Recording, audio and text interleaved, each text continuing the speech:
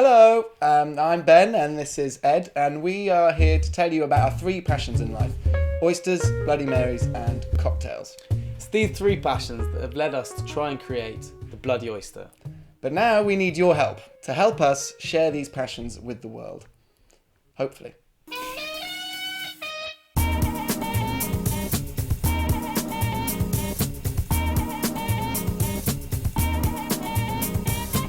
Since the beginning of the year, we've been beavering away behind the scenes, visiting oyster farms, bars, restaurants, breweries, distilleries, designers, basically anyone we possibly can. Whilst we've been out and about, I suppose we've been in the kitchen, we've been developing and, I'd like to say, mastering our menus.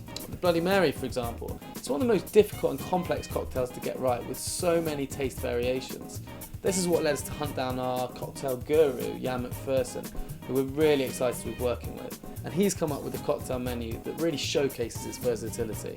It's not only Bloody Marys, of course, he's been working his mixology magic with our cocktails, and none of these kind of glorified fruit juices. And we want the quality of the alcohol to speak for themselves. Big, bold, boozy, old school cocktails. Not many people know this, but oysters used to actually be the poor man's meal. Traditionally, in London, at about the time of Dickens, oysters were a staple diet, cheap and cheerful. Back then, a classic combo would have been a pint of stout and a pint of oysters.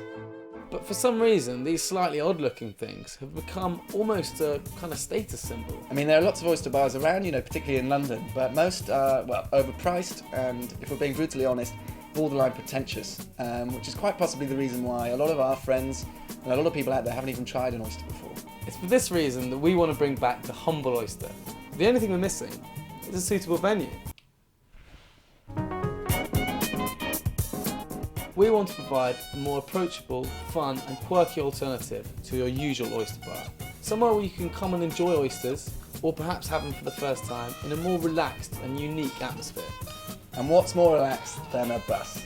This is why we're here, checking out all sorts of buses available. Converting a bus like this will be giving life back to a beautiful old bit of machinery, but it'll essentially mean that we'll be fully mobile, which means we can bring the Bloody Oyster to you and park it up wherever we possibly can. Upstairs, our oyster bar seats 28, with an open kitchen in full view of the chef whipping up a storm, which is only going to add to the drama of the setting. Downstairs, the cocktail bar will be in full swing, with Chesterfield style sofas adding style and comfort. We'll have a hatch for service outside and an awning to protect you from the English weather. The two of us have already put in a considerable amount of money, and we've raised enough money to come up with the main bulk of the conversion project. But we need your help to actually buy the bloody thing.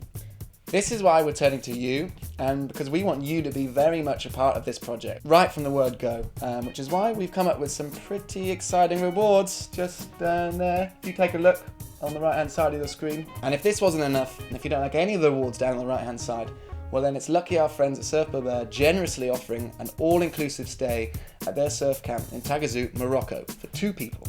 In a nutshell, the first 100 people who pledge to our project will be entered into a draw, and the winner is going to win the holiday. So get pledging! There is one catch. This project is all or nothing, so if we don't reach our target, we don't get a penny of the money. So please get pledging and help our bus get on the road.